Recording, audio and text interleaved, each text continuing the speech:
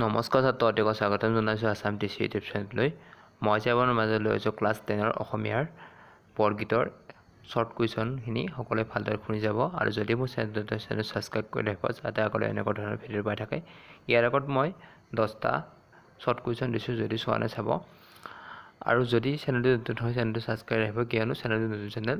তোমালোকে নতুন চেনেল বুলি কম ছাবস্ক্ৰাইবাৰ বুলি অৱহেলা নকৰিব। তোমালোকে অতি সোনকালে মোক ভাল পায় চেনেলটোত 1K ছাবস্ক্ৰাইব কৰি দিয়া, যাতে তোমালোকক আগন্তুক আহি থকা পৰীক্ষাৰ সকলোবোৰ কুৱেশ্যন অৰ্থাৎ সকলোবোৰ কিতাপৰে মই যাতে কুৱেশ্যন আনচাৰখিনি তোমালোকক দি তোমালোকক সহায় কৰিব পাৰোঁ। সেইখিনি কৰাৰ কাৰণে তোমালোকে মোক উৎসাহিত কৰাৰ কাৰণে এটা ছাবস্ক্ৰাইব দিয়া। মই আজি আৰম্ভ কৰিছোঁ। Question number 11। মাধৱদেৱৰ সাহিত্যৰ জীৱনৰ কীৰ্তিস্তম্ভ কি? ইয়াৰ অপশ্যন এ হ'ব কীৰ্তন ঘোষা, অপশ্যন ইয়াত এই কোৱা গৈছে এইটো ক হয়, অপশ্যন ক কীৰ্তন ঘোষা, অপশ্যন খ নামঘোষা, গ ইয়াৰ ভিতৰত এটাও নহয়। ইয়াৰ শুদ্ধটো হ'ব নামঘোষা। 12 নম্বৰ। মাধৱদেৱৰ এখন আখ্যানমূলক ৰচনা কি? ক ৰাজকীয় কাব্য, খ ভক্তি ৰত্নাৱলী, গ উত্তৰাখণ্ড ৰামায়ণ। ইয়াৰ উত্তৰটো হ'ব ক ৰাজকীয় কাব্য। 13 নম্বৰ।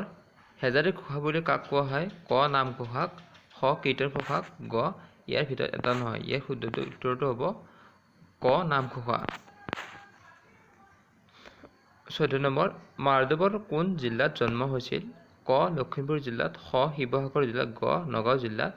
উত্তৰ হ'ব ক লখিমপুৰ জিলাত। 15 নম্বৰ। ব্ৰজাৱলী ভাষাৰ মূল ভেটি কি? ক ভোজপুৰী, খ সংস্কৃত, গ মৈথিলী। ইয়াৰ উত্তৰটো হ'ব গ মৈথিলী। 16 নম্বৰ। মাধৱদেৱৰ মুঠ বৰগীতৰ ভিতৰত ভণিতা থকা কিমান বৰগীত পোৱা যায়? ক 135টা, খ 157টা, গ 188টা। এই শুদ্ধটো হ'ব 157টা। 17 নম্বৰ। মাধৱদেৱে ৰচনা কৰা এখন নাটকৰ নাম কি? ক চোৰধৰা, খ অৰ্জুন পাঞ্জন, গ নামমালিকা। উত্তৰ খ অৰ্জুন পাঞ্জন। 18 নম্বৰ। নিগম শব্দৰ আধুনিক ৰূপ কি? ক নিগম শাস্ত্ৰ, খ ধ্যান কৰা, গ ইয়াৰ ভিতৰত এটা নহয়।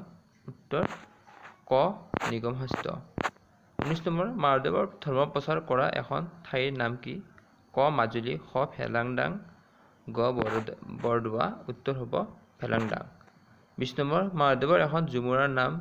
ক জন্ম ৰহস্য, খ ভূমিলুত্ৱা, গ দধিমথন। উত্তৰটো হ'ব খ ভূমিলুত্ৱা।